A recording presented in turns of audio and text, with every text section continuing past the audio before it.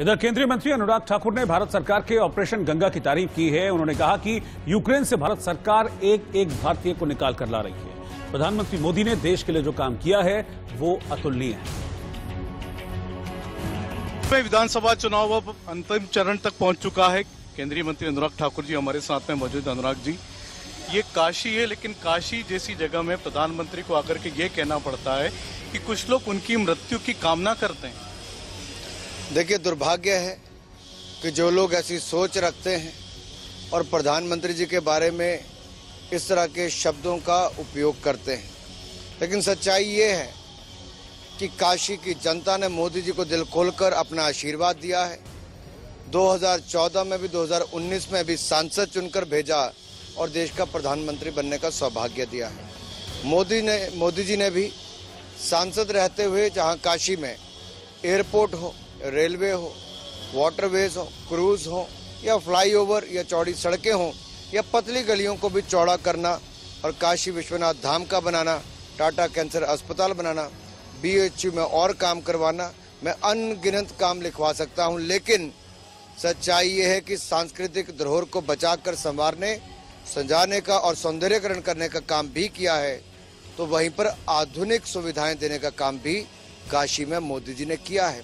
पूर्वांचल के विकास में एक बहुत अहम कड़ी मोदी जी का देश का प्रधानमंत्री बनना है और योगी जी का उत्तर प्रदेश का मुख्यमंत्री बनना है।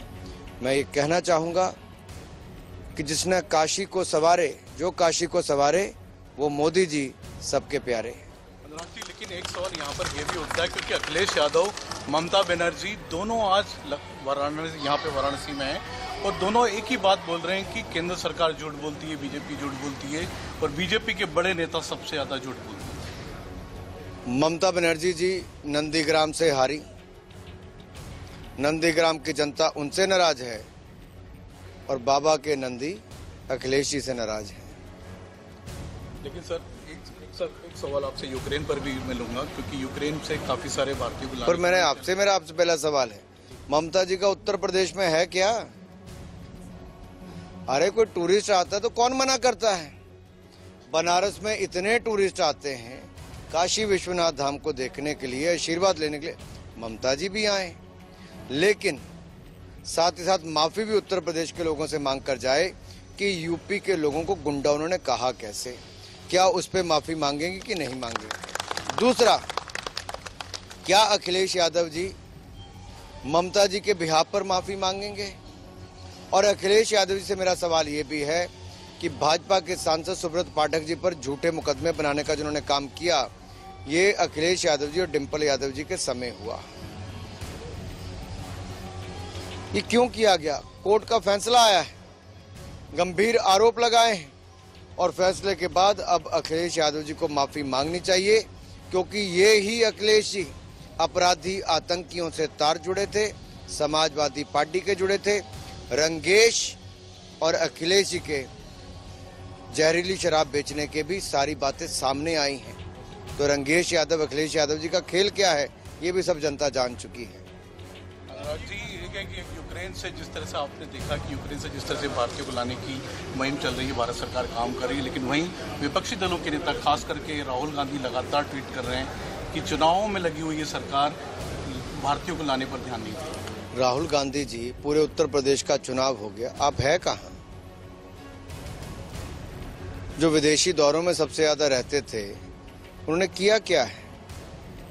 उत्तर प्रदेश के लोगों ने, जिन्होंने 4 बार राहुल जी को यहाँ से सांसद बनाकर भेजा, वो उत्तर प्रदेश के लोगों को कम बुद्धि वाला बताते हैं।